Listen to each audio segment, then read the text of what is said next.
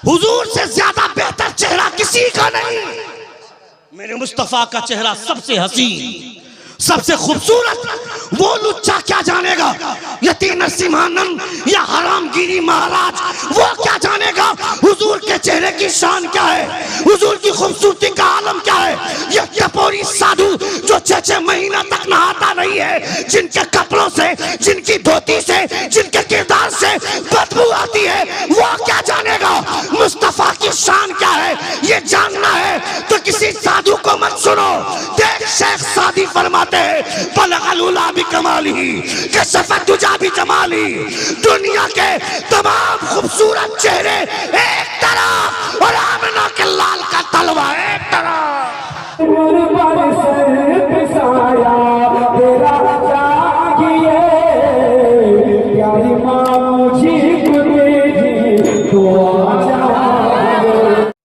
यही गलत करते हैं आप लोग।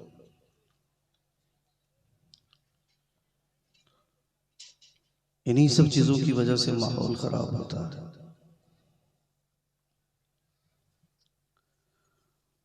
बच्चे उठ करके जाते हैं तो बात समझ में आती है, बच्चों का बाप उठ करके जाता है तो हैरत होती है।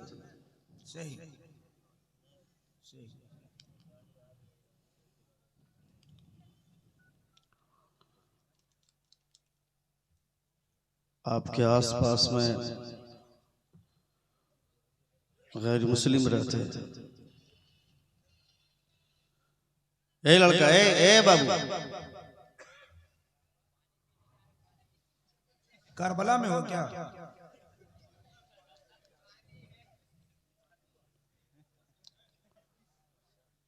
सुनिए, उसका लहजा सुना आपने?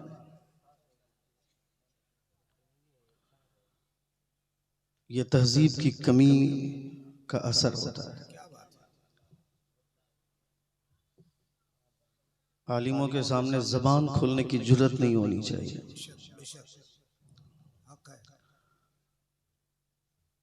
अगर प्यास ही लगी थी तो इस दरमियान में क्यों नहीं गया वो?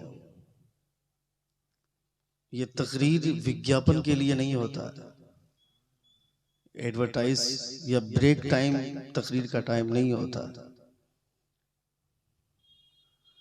न्यूज़ चैनल पे लड़की न्यूज़ बोलती है, उसके बाद बोलती है अब हम 5 मिनट का ब्रेक लेते हैं। उस वक्त वो लोग यही करते हैं जो तुम लोग कर रहे हो तकरीर के टाइम में।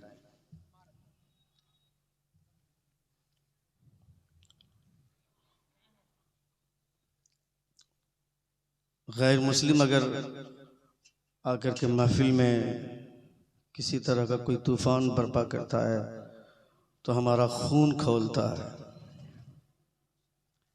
लेकिन जो मुसलमान हुजूर का कलमा पढ़ने के बावजूद हुजूर की महफिलों के साथ ऐसे खिलवाड़ करेगा तो उसका क्या हो? अल्लाह अल्लाह।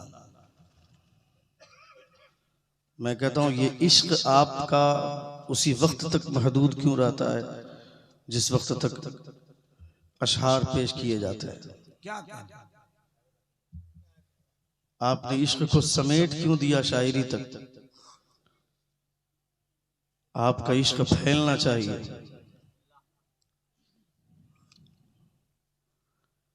कुरान मुकद्दस में अल्लाह फरमाता वज़क्किर फ़इन्न ज़िक्रा तनफ़उल मुमिनीन। नसीहतें कीजिए, नसीहत करने से मोमिनों को फायदा पहुंचता है। और दूसरी जगह खुदा फरमाता इन्न फ़ी ज़ालिका लज़िक्रा लिमन कान लहू क़ल्ब। बेशक नसीहतें वो कबूल करते हैं जिनके सीने में दिल होता है।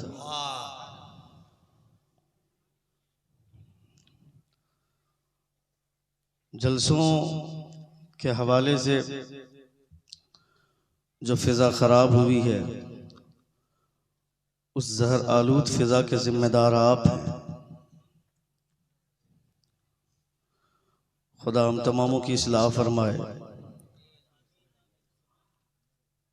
फेसबुक पे जो गालियां दी जा रही हैं वो गालियां गैर मकतब फिक्र के लोगों की जानिब से आ रही हैं कि सुन्नियों के जलसे में यही सब होता है। हौसले तोड़ते हैं आप। रसूल दी वक़ार सल्लल्लाहु तआला अलैहि वसल्लम की महफिल में बैठने वाले हुजूर की महफिलों का इनेकाद करने वाले ये सब जानते हैं कि रसूल दी वक़ार सल्लल्लाहु तआला अलैहि वसल्लम की महफिलों की अज़मतों का हाल क्या है। मिंबर नूर पर मुक़द्दस और जय्यद उलमा किराम तशरीफ़ फरमाए। मैं इन तमाम उलमा का शुक्रगुजार हूँ जो मैं बोलने वाला हूँ, ये सब पहले से जानते हैं, मगर खिताब आपके लिए होता है, तकरीरें आपके लिए होती हैं।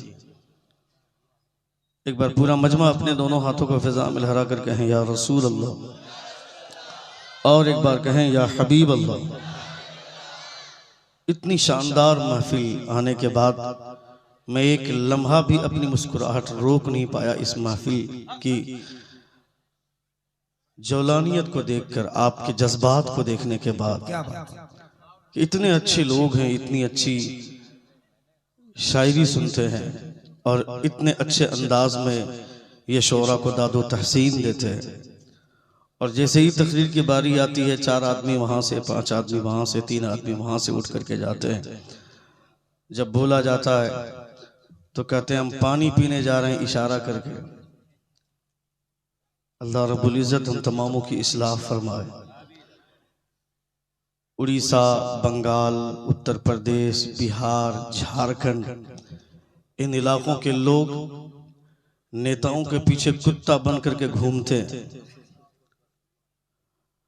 1 लीटर पेट्रोल के चक्कर में ये लोग दिन भर उनका गुलाम बन करके घूमते हैं। और जब कोई आलिम कुछ बोलता है तो ये लोग कहते हैं कि मौलवी को सियासत पे बात नहीं करनी चाहिए। जो लोग खड़े खड़े पेशाब करते हैं वो राजनीति के ताल्लुक से क्या बात करेंगे। 12 लाख मुरब्बा मील पर हुकूमत की थी हजरत उमर फारूक ने। 12 लाख मुरब्बा मील पर हुकूमत की है हजरत उमर फारूक ने, तो बगैर सियासत के सीखे हुए नहीं। सियासत का मलका हजरत उमर को मुस्तफ़ा जान रहमत सल्लल्लाहु तआला अलैहि वसल्लम से मिला। बड़े अच्छे लोग हैं, आप सब इत्मीनान के साथ बैठे। बहुत ज्यादा देर तक नहीं बोलूंगा। मेरे बाद अजमत रजा भागलपुरी की भरपूर शायरी आप सबों का मुलाहिदा करनी है। अल्लाह रब्बुल इज़्ज़त आपके जज्बात को सलामत रखे, आपके एहसासात को सलामत रखे। मैं जानता हूँ यहाँ से जाने के बाद लोग क्या करते हैं। अभी मैं आ रहा था तो चाय की दुकान पे, पान की दुकान पे लोग अड्डाबाजी, इस कदर भीड़ है वहाँ पे कि हम लोगों को आने के लिए रास्ता तक लोग नहीं दे पा रहे हैं। इस कदर भीड़ इकट्ठी है वहाँ पे। आप बताएं, जब हुजूर की महफिल यहाँ सजी है, हुजूर का जिक्र यहाँ पे हो रहा है, हुजूर के कैरेक्टर पे बात यहाँ हो रही है, हुजूर के इश्क के पे बात यहाँ पे हो रही है, तो दुकानों पे क्या हो रहा है।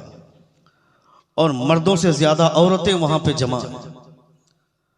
जो लोग जलसे को मेला समझते हैं वो इस तरह की हरकतें करते हैं।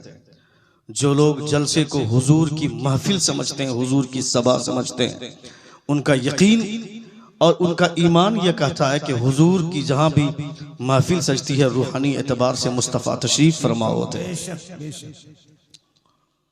आपके पास वो इश्क ही नहीं है, आपके पास वो जज्बात नहीं है। कभी आपने मौत को याद किया? कभी ये सोचा कि हमको मरना होगा, हम इस दुनिया से जाएंगे? अभी रिकॉर्डेड ह्यूमन हिस्ट्री में पूरी दुनिया में जो सबसे लंबा आदमी है उसके ताल्लुक से कहा जाता है कि वो अमेरिका का एक इंसान है जिसका नाम रॉबर्ट फेडलोज है। रिकॉर्डेड ह्यूमन हिस्ट्री में सबसे लंबा आदमी, उसकी हाइट है 8.6 इंच। अभी रिसेंट में तुर्की का एक शख्स है जिसका नाम है कोसम सुल्तान, उसकी लंबाई है 8.8 फीट उसकी लंबाई है। दुनिया का सबसे लंबा आदमी आज की तारीख में। मगर अल्लाह रब्बुल इज़्ज़त ने एक कौम ऐसी पैदा फरमाया था जिसको कहा जाता है कौम आद। कौम आद की जो मिनिमम लंबाई थी, जो कम से कम उसकी लंबाई थी 28.8 फीट उसकी लंबाई थी, कम से कम। अब ज्यादा की आप सोच लें कितनी लंबाई हो। कम से कम जो उनमें बौना होता था, जिनको लोग नाटा कहते थे, उनकी लंबाई 28.8 ये उसकी लंबाई थी। आप जब मकान बनाते हैं तो सीमेंट और गारा के साथ सीमेंट और बालू का गारा बनाते हैं, फिर ईंट जोड़ते हैं, तब आप दीवार बनाते हैं, फिर आप लिंटन करते हैं, उसके बाद छत ढालते हैं, तब आपका मकान बनता है। वो लोग पहाड़ों का सीना चीर कर मकान बनाते थे। वो बीमार नहीं होते थे, कभी कभी बुखार नहीं आता था उनको, उनके सर में दर्द नहीं होता था, इतने मजबूत और तंदुरुस्त लोग होते थे। वो लोग पहाड़ का सीना चीर कर मकान बनाते थे, जिनकी उम्र 600 साल 500 साल होती थी। अल्लाह रब्बुल इज्जत ने ऐसे लोगों को फरमाया था, वतत्तखिज़ून मसानिअ लअल्लकुम तख़लुदून, मकान ऐसा बना रहे हो जैसे तुमको हमेशा रहना है। उन लोगों को अपनी ताकत पर गुरूर था, घमंड था। अल्लाह रब्बुल इज्जत ने सबों का नामो निशान मिटा दिया। हमारी उम्र 60 और 70 साल में सिमट जाती है और हमारी बिल्डिंग करोड़ों की होती है और आसमान से बात करती है। इमाम साहब को 1000 रुपया देने के लिए हमारी औकात नहीं है, उनकी तनख्वाह 1000 बढ़ाने की हमारे पास औकात नहीं है, मगर अपने बाथरूम में 2.5 लाख रुपया लगा करके इमाम को ला करके दिखाते हैं, मैंने बाथरूम में 2.5 लाख रुपया लगाया है, ये हमारी सीलिंग देखिए, ये हमारा बाथरूम देखिए, ये हमारा टॉयलेट देखिए, ये हमारा बेडरूम देखिए, ये सब दिखाते हैं इमाम को ला करके। मैं कहता हूँ बेवकूफ, तुम्हारी पूरी जिंदगी 60 साल में सिमट जा रही है, 70 साल में सिमट जा रही है, उसके बावजूद तुम्हें इतना घमंड है कि जैसे दुनिया में हमेशा रहना है। तुम्हें पता होना चाहिए दुनिया में कोई हमेशा रहने के लिए नहीं है। तुम दुनिया से चले जाओगे, तुम्हारा नामो निशान मिट जाएगा, मगर कोई मुस्तफा से सच्चा इश्क करता है तो उनकी सजदों की रोशनी बाकी रह जाती है, उनके सजदों के कमालात बाकी रह जाते हैं। मुजाहिदे मिल्लत चले गए, मगर आज भी उनका नाम लिया जाता है तो जलसों में जान आ जाती है। वाह, नारे तकबीर, नारे रिसालत। कम से कम मौत को याद करना चाहिए। हजरत उमर फारूक की अंगूठी में एक तहरीर लिखी हुई थी। हजरत अल्लामा जलालुद्दीन सुयूती रहमतुल्लाह तआला अलैह फरमाते हैं शरह सुदूर में, आप लिखते हैं, हजरत अल्लामा जलालुद्दीन सुयूती का नाम सुना सुने आप? 75 मरतबा उन्होंने हुजूर का दीदार किया हालत बेदारी में। सुभान अल्लाह। I am not talking about dream, मैं ख्वाब की बात नहीं कर रहा हूं, मैं नींद की बात नहीं कर रहा हूं, मैं कि सोए हुए थे ख्वाब में लोग लंदन घूमते हैं, पेरिस घूमते हैं, दुबई जाते हैं, दार्जिलिंग देखते हैं। आई am not talking about these thing, मैं इसके बारे में बात नहीं कर रहा हूं। हालत बेदारी में अल्लामा जलालुद्दीन सुयूती ने 75 मरतबा से ज़ायद हुजूर का दीदार किया था। वो लिखते हैं कि हजरत उमर फारूक रज़ियल्लाहु ताला अन्हु की अंगूठी में एक तहरीर लिखी हुई थी। वह तहरीर क्या थी? हजरत उमर ने लिखवाया था, कफा बिल मौत वाइदन या उमर, ए उमर, जिंदगी भर की नसीहत के लिए मौत को याद करना ही काफी है। हजरत उमर फारूक ने अपनी तहरीर में अपनी अंगूठी में लिखवाया था। हम ऐसी हरकतें करते हैं जैसे कि हमको मरना ही नहीं है, कयामत के दिन हमको जवाब ही नहीं देना है। इन तमाम यूट्यूबर को आपने सामने बैठाया और खुद पीछे बैठते हैं, जैसे कि बेहुरमती हो जाएगी, कैमरे से आगे आ जाएंगे तो कैमरे की तौहीन हो जाएगी।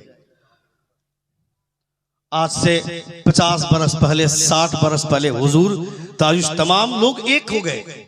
हुजूर ताजुश शरिया का कलम एक जगह पे खड़ा रहा। वीडियोग्राफी के हवाले से सबों ने एक दूसरे से साठ गांठ कर लिया, मगर हुजूर ताजुश शरिया ने अपने कलम से जो लिख दिया उस पर आप कायम रहे। आज समझ में आता है कि हमारे बुजुर्गों ने इस तहरीर के हवाले से वीडियोग्राफी की मुखालफत क्यों की थी। हुजूर ताजुश शरिया ने ये जो सरासीमगी फैली हुई है, ये जो यूट्यूबर के जरिए जो बेचारगी फैली हुई है, अब तो कुछ ऐसे लुच्चे आ गए स्टेज की दुनिया में जो अपने साथ कैमरा वाले को लेकर के चलते हैं, अपने साथ चैनल वाले को लेकर के चलते हैं कि साहब दुनिया में मशहूर होना है तो यूट्यूब में वीडियो आना होगा, दुनिया में मशहूर होना है तो फेसबुक में वीडियो अपलोड करवाना होगा। मैं कहता हूं हुजूर ताजुश शरिया ने कभी वीडियोग्राफी पे तवज्जो नहीं दी, कभी सोशल मीडिया में अपने आप को मुस्तगरक नहीं रखा, कभी मशगूल नहीं हुए, मगर आज जो यूट्यूब पे उतना मशहूर नहीं है, मगर ताजुश शरिया सोशल मीडिया से दूर थे, उसके बावजूद पूरी दुनिया में उनकी शोहरत का डंका बजा। नारे तकबीर, नारे रिसालत, फैज़ाने हुजूर ताजुश शरिया। वाह, पूरी दुनिया में उनकी शोहरत का डंका बजा। आपने देख सुना है ना कि जगत सिंहपुर के इलाके में जो जलसा हुआ था, हुजूर ताजुश शरिया आए थे, अचानक लाइट चली गई, हर तरफ अंधेरा छा गया, स्टेज पर सिर्फ एक चेहरा हुजूर ताजुश शरिया का चमक रहा था। सुना है आपने? सुभान अल्लाह। मैं उस जलसे में मौजूद हूं, क्या बात। मैं उस प्रोग्राम में मौजूद हूं और स्टेज पर नहीं, नीचे बैठा हूं मैं, इसलिए कि ताकि हुजूर ताजुश शरिया को सामने से देख सकूं मैं। हुजूर ताजुश शरिया चूंकि स्टेज पर बैठेंगे तो उनके पीछे बैठेंगे तो चेहरा नजर नहीं ना आएगा। हम लोगों की पीछे आंखें नहीं होती, हम लोग पीछे से नहीं देख सकते हैं, सामने ही देखते हैं। वो तो हुजूर सल्लल्लाहु अलैहि वसल्लम की जात थी जो अपने सहाबा से फरमाते थे, अपनी सफों को दुरुस्त करो, मैं जिस तरह सामने देखता हूं पीछे से भी देखा करता हूं। ये मेरे मुस्तफा की नजर का आलम था, ये हुजूर की बसारत थी। हुजूर ताजुश शरिया स्टेज पर है, मैं देख रहा हूं, सारे लोग बोल रहे हैं कि वो देखो ताजुश शरिया का चेहरा, वो देखो ताजुश शरिया का चेहरा। मैं कहता हूं जब हुजूर ताजुश शरिया के चेहरे की चमक का ये आलम है तो हुजूर आला हज़रत के चेहरे की चमक का आलम क्या होगा? जब हुजूर आला हज़रत की चमक का ये आलम है तो मुस्तफा के चेहरे का जवाब कौन लाएगा? क्या कहने, क्या कहने, वाह वाह वाह। के चेहरे का जवाब कौन लाएगा? वाह वाह वाह वाह। हमारे बच्चे आवारा हो गए, हमारे बच्चों ने अपनी जिंदगी को खिलौना समझा, चूंकि बाप ने ही अपनी जिंदगी को खिलौना समझा।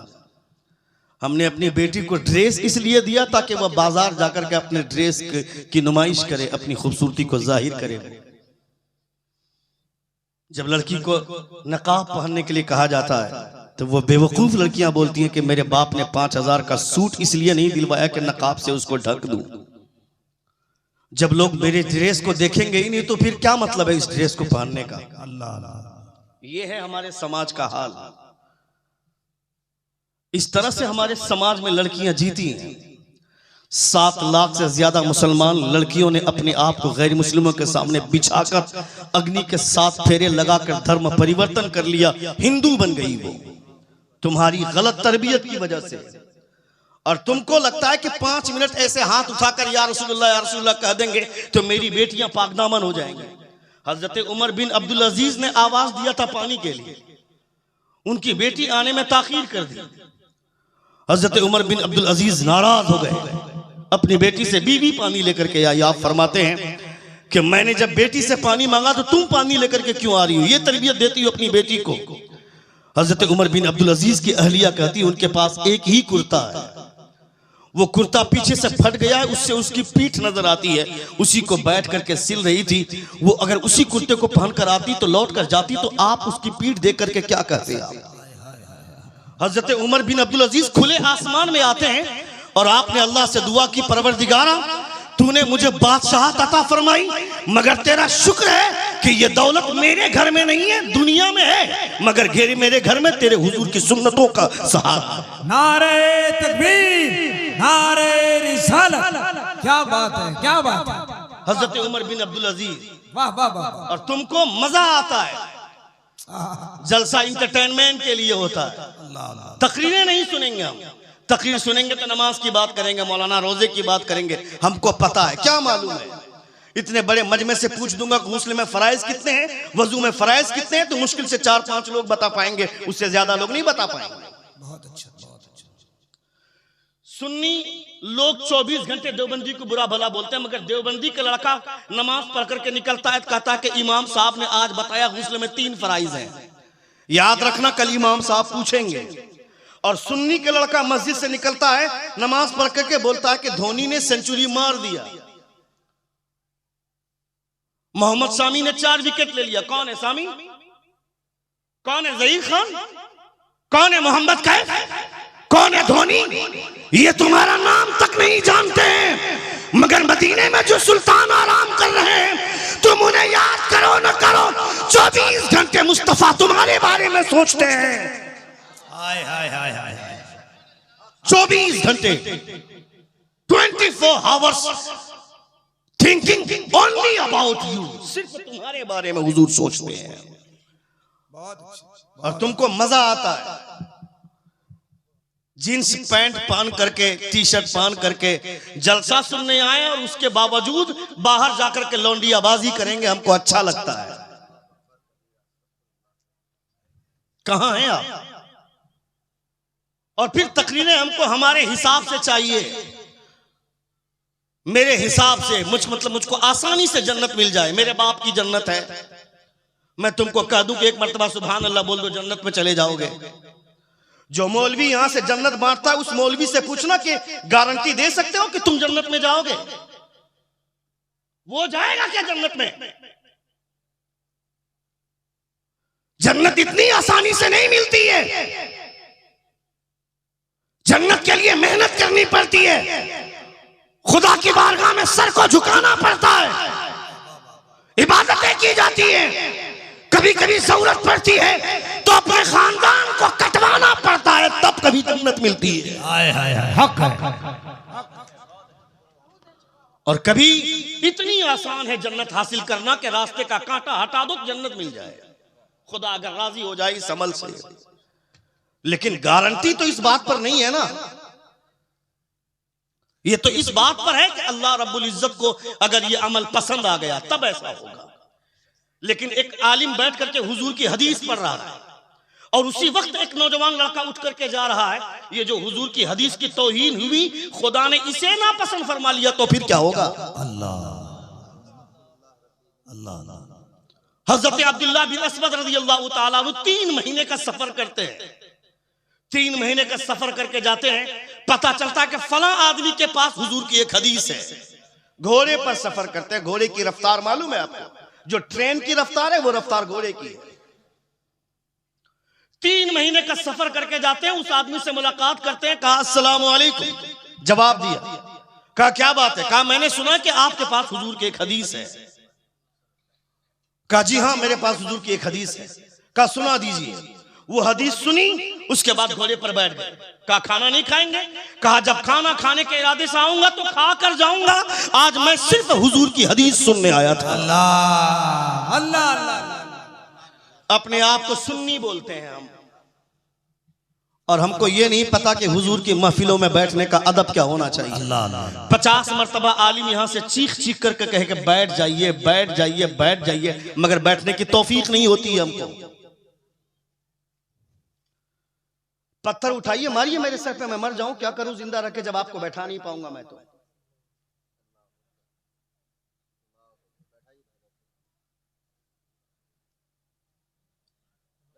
इधर आ जाइए, जगह है अगर वहां नहीं बैठ सकते हैं तो।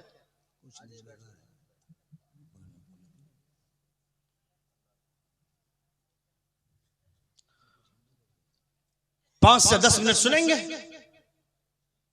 5 से 10 मिनट सुनेंगे। कितने लोग सुनेंगे?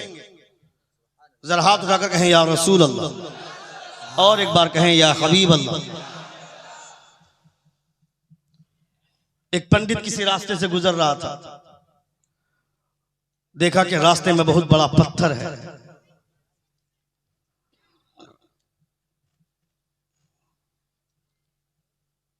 बैठ जाइए।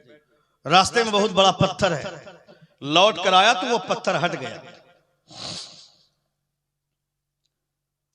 ये महफिल रसूल है, इसको जितना बेहतर बना करके बैठेंगे आप, मुस्तफा की रूह उतने बेहतर तरीके से मुस्कुराएगी। सुभान अल्लाह सुभान अल्लाह। आपके बैठने का अंदाज सबसे अलग होना चाहिए। यहाँ पे कीर्तन उर्तन नहीं होता, यहाँ पे म्यूजिक नहीं बजता, यहाँ पे हारमोनियम नहीं, ये ऑर्केस्ट्रा नहीं है ना, पीछे से बैकग्राउंड म्यूजिक नहीं आएगा यहाँ पे। यहाँ जो बात होगी हुजूर के किरदार की रोशनी में होगी। वाह। इसलिए दिल बड़ा रख करके सुनिए आप। मिशकात की एक हदीस से पाक है, उलमाए किराम तशरीफ फरमाए। हजरत उमर फारूक रज़ी अल्लाह ताला अन्हु हजरत अबू हुरैरा से नबी कौनैन ने फरमाया कि जाओ ये पैगाम सुना दो कि जिसने दिल से ला इलाहा इल्लल्लाह कहा वो जन्नती हो गया।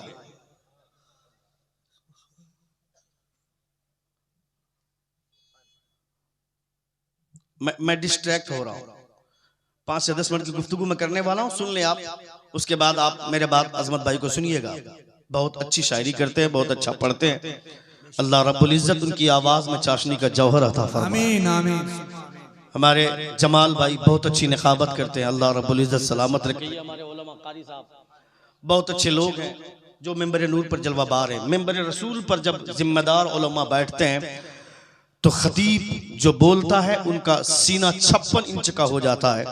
इस उम्मीद पर कि अगर मैं गलती भी कर जाऊं तो ये उलमा हमारी इस्लाह फरमाएंगे। कोई आजाद नहीं है इस स्टेज पर।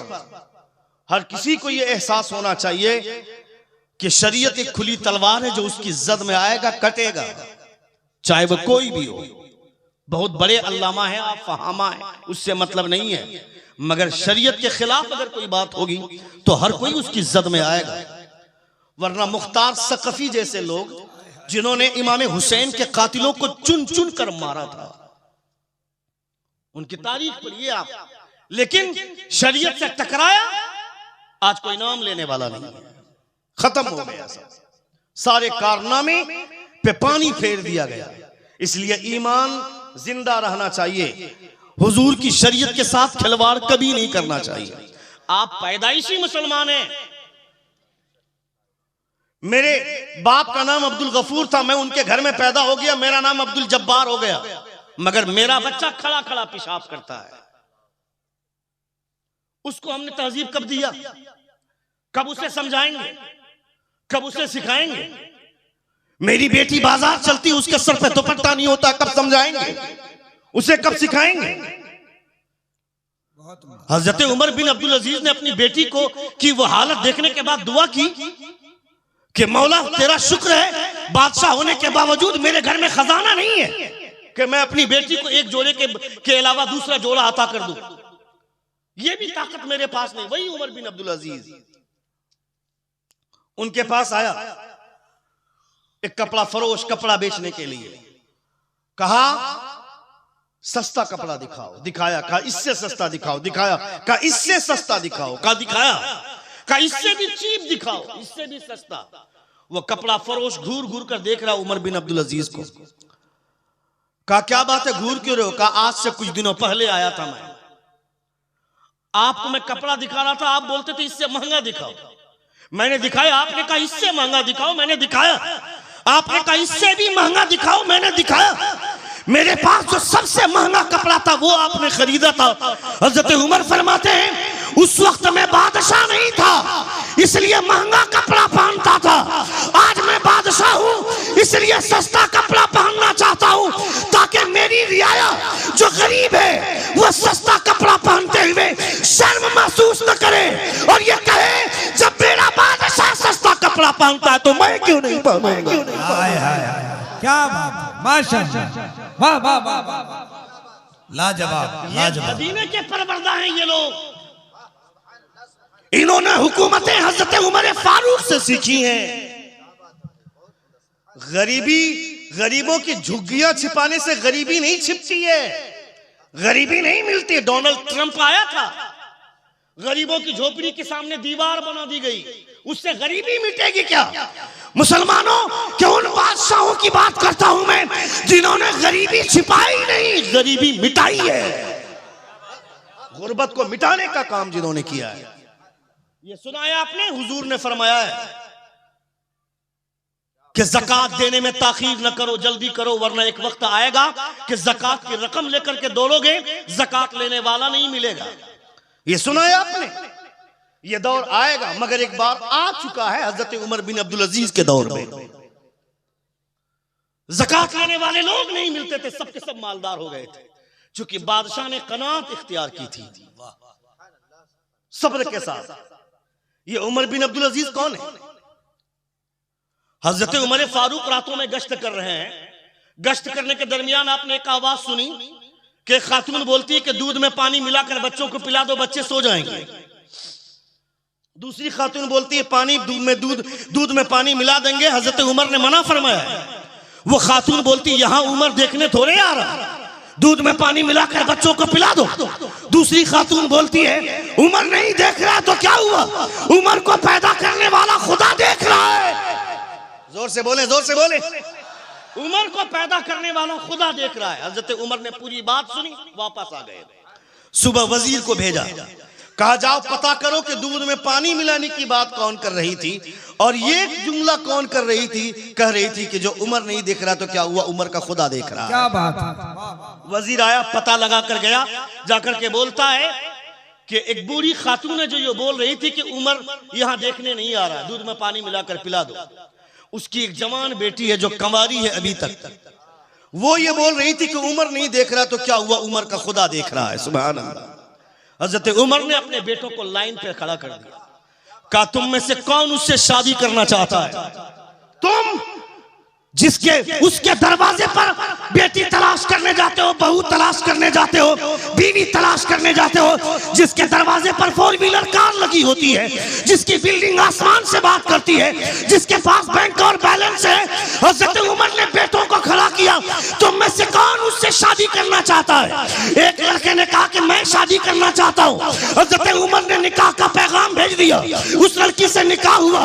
कमाल देख, उस लड़की से निकाह हुआ, निकाह के बाद खुदा ने उस बेटी की कोख से एक बेटी पैदा फरमाया, फिर उसकी कोख से एक बेटा पैदा किया जिसको दुनिया उमर बिन अब्दुल अजीज के नाम से जानती है। नारे तकबीर, नारे रिसालत, उलमाए अहले सुन्नत। माशाअल्लाह, माशाअल्लाह। जब लड़कियां पाकदामन होती हैं तो उनके घर का बच्चा मुस्तफा जान रहमत का कैरेक्टर सुनने वाला होता है।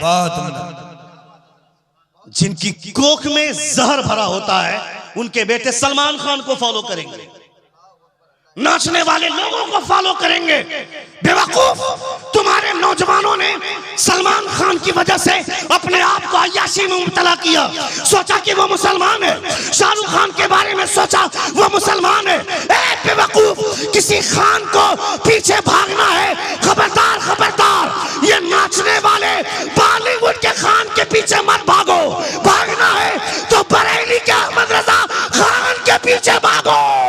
हाय हाय हाय हाय हाय, वाह वाह वाह वाह वाह वाह, लाजवाब, जिंदाबाद जिंदाबाद। बरेली के इमाम अहमद रजा खान के पीछे भागो। जो इनके पीछे भागता है वो किसी के पीछे नहीं भागता है, उसकी वो रहता है हिंदुस्तान में, मगर उसकी नजर गुंबद खजरा पे जाती है। तकरीरें सुननी चाहिए, खिताब सुनना चाहिए। मैं किसी शायर के खिलाफ नहीं हूं, क्योंकि मुझे पता है कि शेर कितनी मेहनत से आता है। हाँ, मैं उसके खिलाफ हूं जो स्टेज के तकद्दुस को पामाल करते हैं। रसूल दी वक़ार सल्लल्लाहु अलैहि वसल्लम की नात जिस सलीके के साथ ये हमारे शोरा पढ़ते हैं, अजमत भाई वगैरह, अल्लाह रब्बुल इज्जत सलामत रखे ऐसे नात खानों। मज़ामीर के साथ या दिगर मशीनों के साथ जो लोग पढ़ते हैं, कहीं ना कहीं नौजवानों में बेराहरवी आती है। उसकी रोकथाम के लिए एक आवाज उठी, मगर वो नश्र नहीं होना चाहिए था जो स्टेज पे झमेला हुआ था। जबकि वहां स्टेज पर यह ऐलान हुआ था कि खुदा के वास्ते कोई इसको फेसबुक या यूट्यूब में नहीं डालिएगा, मगर चैनल वालों को सिर्फ व्यू बढ़ाना है ना।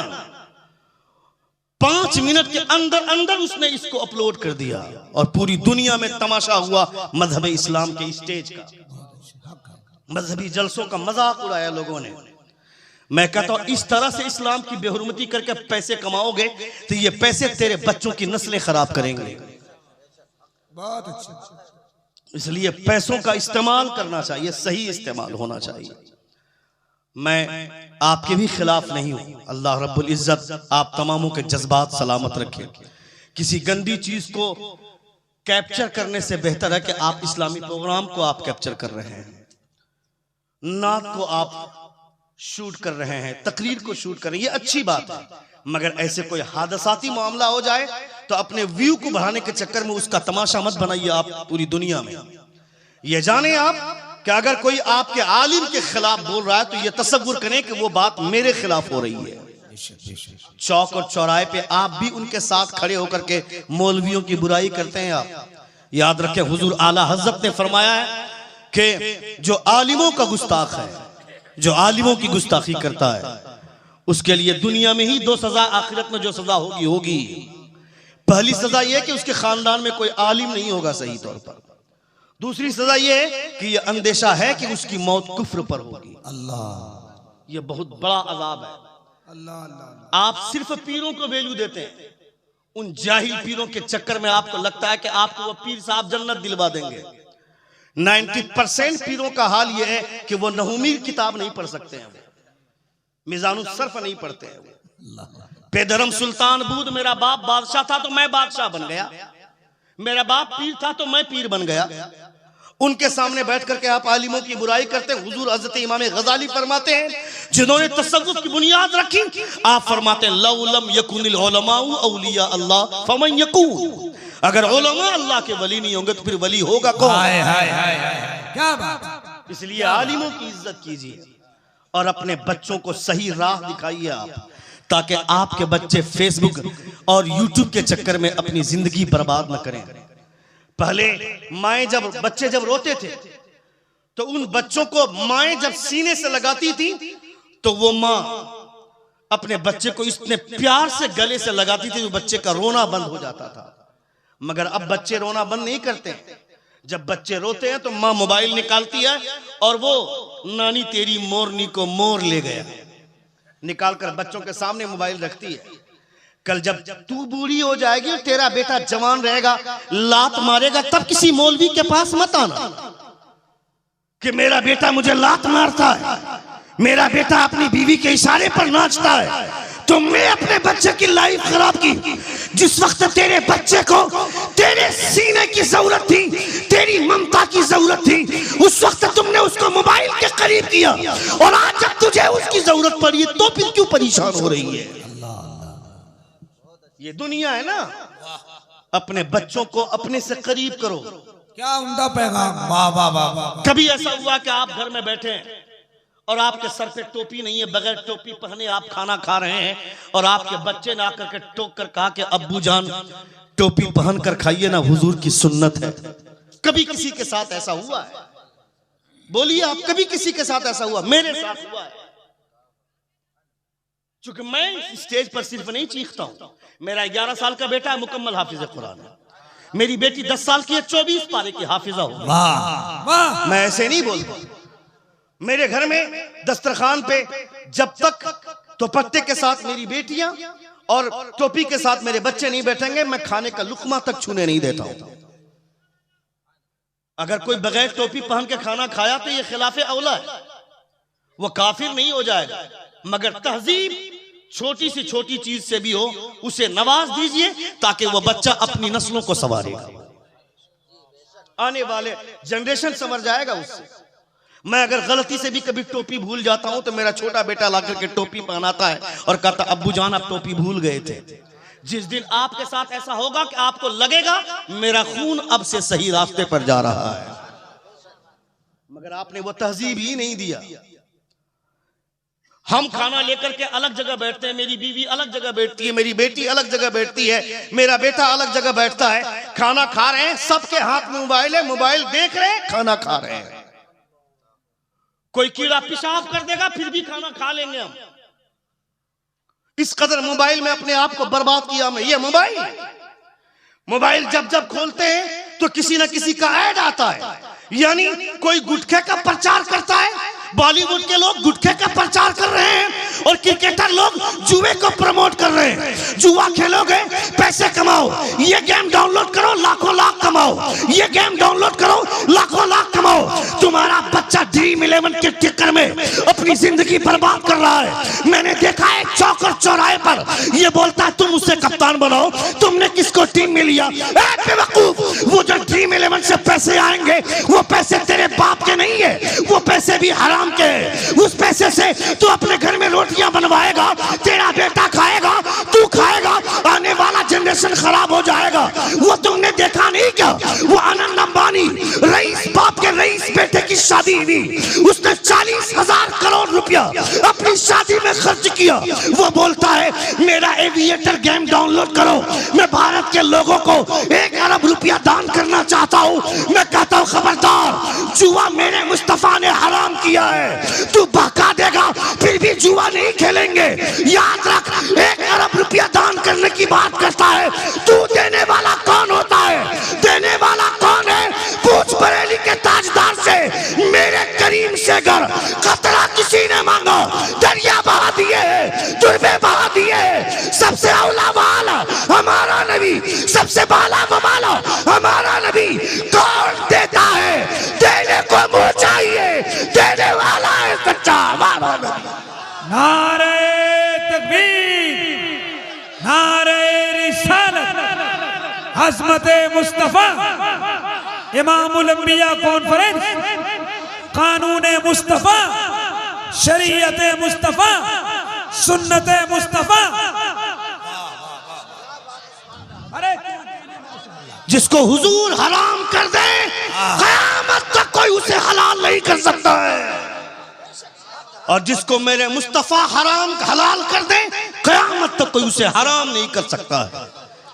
कानून मेरे मुस्तफा का चलेगा, शरीयत मेरे हुजूर की चलेगी, मर्जी मेरे मुस्तफा। बेटी तुम्हारी मगर मर्जी हुजूर की चलेगी। सुन रहे हैं आप? सुन रहे हैं?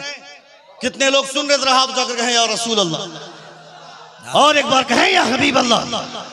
तेरी बेटी अगर कहती है कि मेरा जिस्म मेरी मर्जी, तो उसे समझा ये तेरा जिस्म हो सकता है, मगर तेरा जिस्म तभी कद्र के लायक है जब तेरा जिस्म मुस्तफा की मर्जी से चलेगा। इतनी आजादी के साथ घूमा मत करो, ये आजादी तुम्हें बर्बाद करेगी। अपने नस्लों के बारे में सोचो। हजरत आयशा, हजरत ज़ैनब रज़ियल्लाहु ताला, मैं गुफ्तगू समेट रहा हूं। हजरत ज़ैनब रज़ियल्लाहु ताला कुरैश के खानदान से ताल्लुक रखती हैं। सुन रहे हैं आप? बोलूं अभी 5-7 मिनट? कितने लोग सुनना चाहते हैं? एक बार जोर से कहें या रसूल अल्लाह, और एक बार कहें या हबीब अल्लाह। सुनिए आप, हुजूर की मर्जी कैसे चलती है। बेटा आपका मगर मर्जी मुस्तफा की, बेटी आपकी मगर मर्जी मुस्तफा की। आजकल अगर किसी लड़की से पूछा जाता है तुम्हें लड़का कैसा चाहिए, पहली बात तो पूछा नहीं जाता है, और अगर पूछ भी लिया जाता है तो बेवकूफ ये बेहुदा लड़कियां बोलती हैं मुझे दाढ़ी वाले से शादी नहीं करनी है, मुझे दाढ़ी वाले से शादी नहीं करनी है। ये आजादी की तालीमात की बुनियाद पर होता है। मैं तुमसे कहना चाहता हूं, अगर तू चाहता है मेरे निकाह में कोई दीनदार और अच्छे कैरेक्टर की लड़की आए, तो शादी से 2 महीना पहले अपने चेहरे पर दाढ़ी सजा लो, इसलिए कि दाढ़ी वाले को हर लड़की पसंद नहीं करेगी। वो लड़की पसंद करेगी जिसके सामने फातिमा का कैरेक्टर होगा, जिसके सामने हज़रत आयशा का किरदार होगा। क्योंकि दुनिया का सबसे खूबसूरत इंसान मेरे मुस्तफा है। जोर से, हुजूर से ज्यादा बेहतर चेहरा किसी का नहीं। मेरे मुस्तफा का चेहरा सबसे हसीन, सबसे खूबसूरत। वो लुच्चा क्या जानेगा यतीम नरसिम्हानंद या हरामगिरी महाराज, वो क्या जानेगा हुजूर के चेहरे की शान क्या है, हुजूर की खूबसूरती का आलम क्या है। ये टपोरी साधु जो 6-6 महीना तक नहाता नहीं है, जिनके कपड़ों से, जिनकी धोती से, जिनके किरदार से बदबू आती है, वो क्या जानेगा मुस्तफा की शान क्या है। ये जानना है तो किसी साधु को मत सुनो। देख शेख सादी फरमाते बलगलुला भी कमाली कसफत तुझा भी जमाली। दुनिया के तमाम खूबसूरत चेहरे एक तरफ और आमना के लाल का तलवा एक तरफ। नारे तकबीर, पूरा मजमा खड़ा हो जाए। लब्बैक या रसूल अल्लाह, लब्बैक या रसूल अल्लाह, लब्बैक। नारे तकबीर, नारे रिसालत, नारे रिसालत। लब्बैक या रसूल अल्लाह, लब्बैक लब्बैक लब्बैक या रसूल अल्लाह, लब्बैक लब्बैक लब्बैक या रसूल अल्लाह, लब्बैक लब्बैक लब्बैक या रसूल अल्लाह, लब्बैक लब्बैक लब्बैक या रसूल अल्लाह, लब्बैक लब्बैक लब्बैक या रसूल अल्लाह, लब्बैक लब्बैक लब्बैक या रसूल अल्लाह। नारे तकबीर, नारे रिसालत, नारे रिसालत, नारे रिसालत, नारे रिसालत, नारे रिसालत, नारे रिसालत, नारे रिसालत। गुलामाने नबी हैं, इश्क के जंजीर देंगे हम। कहा आशिक ने अहमद रजा का तीर देंगे हम। अगर उंगली उठाई अजमत शान रिसालत पर, फिर फारूक बनकर तेरा सीना चीर देंगे हम।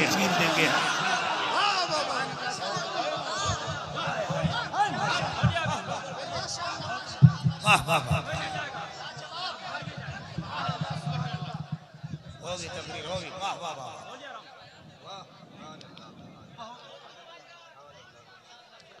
बलगलुला बिकमालिही कशफत दुजा बिजमालिही। He reached the highest place by his perfection. He removed the darkness by his beauty. दुनिया के तमाम चेहरे लाइट की वजह से चमकते हैं, मगर मेरे मुस्तफा अंधेरे में मुस्कुरा दे तो कायनात में उजाला छा जाता है। वो मेरे हुजूर का चेहरा है। तुम हुजूर के चेहरे की बराबरी करोगे क्या? तुम जिस गली से गुजरते हो वो गली बदबूदार हो जाती है, और मेरे मुस्तफा जिस मोहल्ले से गुजरते थे वो मोहल्ला खुशबूदार हो जाता। तुम्हें तो फख्र होना चाहिए कि तुमको नबी का दामन मिला, हुजूर की गुलामी मिली। रसूल दी वकार सल्लल्लाहु अलैहि वसल्लम दुनिया के सबसे खूबसूरत चेहरे का नाम मुस्तफा का चेहरा है, रुखे शम्सुद्दुहा। हुजूर आला हज़रत फरमाते लम याती नज़ीरु का फी नज़रिन, मिसले तू ना शुद्ध पैदा जाना, जगराज को ताज तोरे सरसों है, तुझको शहे दूसरा जाना। ए अल्लाह के रसूल, मेरी नजरों ने आपसे ज्यादा हसीनो जमील किसी को देखा नहीं। हजरत हसन बिन साबित 10 कदम आगे निकलकर फरमाते हैं वाहसन मिन कलम तरक़्क़तु ऐनी वाजमल मिन कलम तलिदिन निसा। ए अहमद रज़ा, मुस्तफा जैसा हसीनो जमील किसी को देखेगा कैसे, जब आज तक किसी माँ ने मुस्तफा जैसे बच्चे को जन्म ही नहीं दिया। वो मेरे हुजूर का चेहरा है, इसलिए हुजूर की शरीयत के साथ खिलवाड़ मत कीजिए। अपनी बेटियों को तहजीब ऐसी दें कि आपकी बेटियों से सवाल अगर हो कि लड़का कैसा चाहिए, तो वो ये लड़की जवाब दे मेरा शौहर ऐसा हो कि उसके चेहरे पे हुजूर की सुन्नत सजी हुई हो, उसके चेहरे पे दाढ़ी शरीफ होनी चाहिए। दाढ़ी रखना हुजूर की सुन्नत है। तुमने चेहरे पे दाढ़ी नहीं सजाई, तुमको लगा कि सलमान खान की तरह दाढ़ी छिलेंगे तब खूबसूरत कहलाएंगे। और हमारे उलमा फरमाते हैं कि जिस चेहरे पे दाढ़ी आ जाती है उस चेहरे की चमक हुजूर की सुन्नत की वजह से बढ़ जाती है।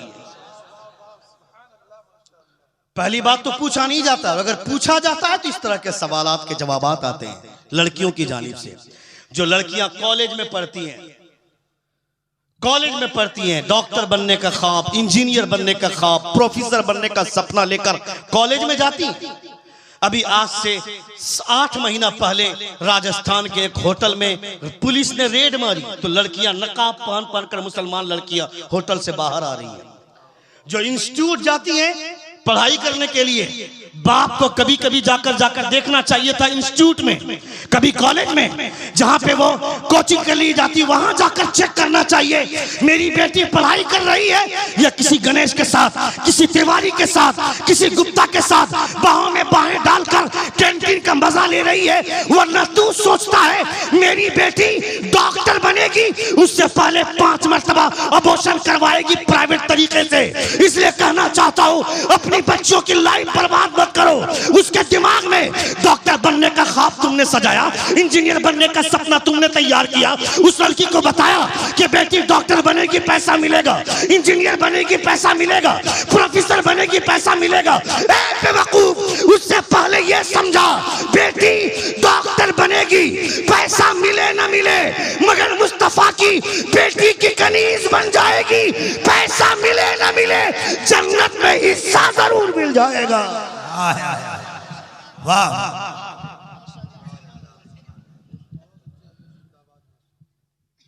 इसलिए अपनी बच्चियों की तालीम संभालिए।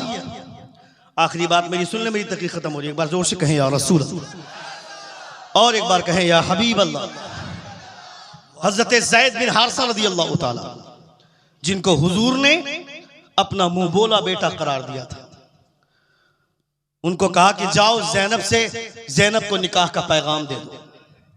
गए हजरत ज़ैनब के पास, कहा कि मैं आपसे निकाह करना चाहता हूं। हजरत ज़ैनब ने कहा ज़ैद अपनी औकात देखो, तुम एक गुलाम हो और मैं खानदान कुरैश की बेटी हूं, मैं कैसे तुमसे शादी कर सकती हूं। हजरत ज़ैद ने कहा कि मुझे हुजूर ने भेजा है। कहा हुजूर ने भेजा तो क्या हुआ, मैं हुजूर का कलमा जरूर पढ़ती हूं, मगर ये जिस्म मेरा है मर्जी मेरी चलेगी, निकाह किसके साथ करना है नहीं करना है इसका फैसला मैं करूंगी। ये हजरत ज़ैनब ने बोलकर भेज दिया। हजरत ज़ैद पहुंचे। हजरत ज़ैद कुछ कहते ही अल्लाह रब्बुल इज्जत ने कुरान मुकद्दस की आयत भेजी, वमा कान लिमुमिनिन वला मुमिनतिन इज़ा क़दल्लाहु व रसूलुहु अमरन अन यकून लहुमुल खियरा। जब मेरे महबूब किसी के हक में कोई फैसला फरमा दे तो उसका इख्तियार निकल जाता है। जिंदगी तुम्हारी है मगर इख्तियार मुस्तफा का चलता है। हजरत ज़ैनब ने कहा, ए ज़ैद, मुझे नहीं पता था कि मेरे ऊपर इख्तियार मुस्तफ़ा जाने रहमत सल्लल्लाहु अलैहि वसल्लम का है। आओ मैं तुमसे निकाह करने के लिए तैयार। इसलिए कभी इस हवाई में मत रहना कि मैं अपनी लाइफ जैसे चाहूं गुजारूं। नहीं, लाइफ तुम्हारी है मगर गुजारना वैसे ही होगा जैसे हुजूर ने बताया है। हुजूर के तरीके पर जिंदगी गुजारनी होगी।